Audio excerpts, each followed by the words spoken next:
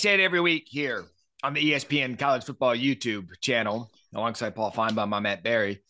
I don't know how we've embarked on 2 weeks before Thanksgiving. I don't even know how we've gotten to the point where we're going to talk about conference championship matchups already. But here we are. Paul, happy Sunday. Happy recap Sunday. First off, let's just start with what I believe is the most undiscussed story in college football and the job Brian Kelly has done year one at LSU.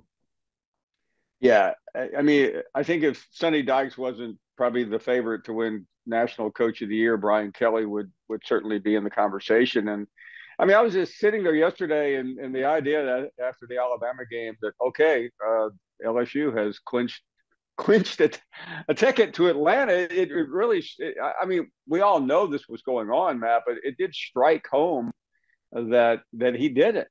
And yeah, I only, but primarily because I had a good friend who I worked with. There was a Notre Dame guy who was, just taking so many shots at Brian Kelly, and every time I would say something, moderately positive, I mean, I just felt poison arrows going through me, and that's the funniest part. And another thing about this is Scott Woodward, who has been able to make people forget that he hired Jimbo Fisher at Texas A&M by hiring Brian Kelly, and he also wanted to bring Jimbo to LSU, but nobody's going to criticize Scott Woodward, who has hit the home run of all home runs by bringing Brian Kelly to the Bayou.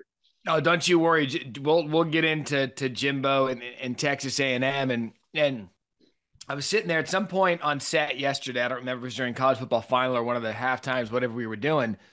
And Paul, I had to take pause for a minute because going into the season, I think everyone would have penciled in Georgia out of the SEC East as the team that would punch their ticket first to the SEC championship. And I'm sitting there on set and I'm going, no, wait a second. Can you guys believe that it was LSU? It was LSU who lost to Florida State. I know it's at a conference, who got pummeled to Tennessee. That Jaden and everybody looked lost in the first month of the season. It was the LSU Tigers who were in complete rebuild mode after how Ed O left that were the first team on the SEC championship t-shirt. That's just, to me, I don't know why it's so stunning to me in the Conference of Alabama, who, by the way, brought the greatest team back in the Nick Saban era. Paul, wasn't them. It was LSU.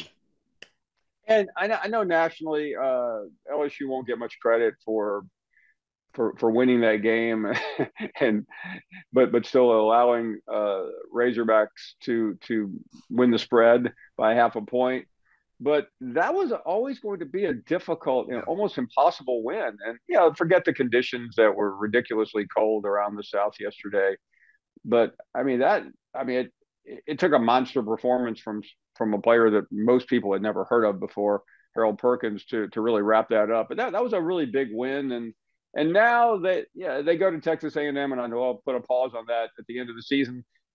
If they win, they win. They probably will win because the two of us could probably lead LSU to a win on that Saturday. But they're in Atlanta, and they I mean, here let's hit the cliche meter that they probably, for all intents and purposes, control their own destiny to get to the playoff.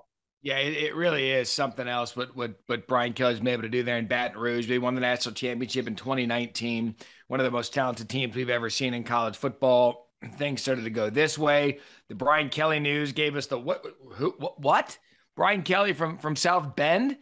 And now, I mean, family, the infamous quote in the offseason seems like yesteryear because of how he's been able to succeed. I will give you an aside on Harold Perkins before we move on to the next topic.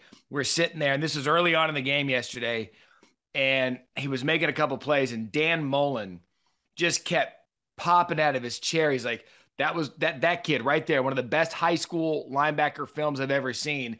And he was going on and on about this kid, and it's almost like you were waiting for that star and that something to pop, and that just goes to show. We've long said this, this being a fixture in the SEC. the right coach at LSU can get just as good a talent as they can at Alabama. And how long have you and I said this?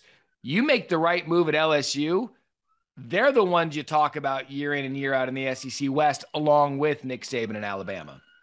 Yeah, and Nick Saban started it, and it's an age-old question: what would have happened if Nick Saban had never left to go to the Yeah. Miami Dolphins?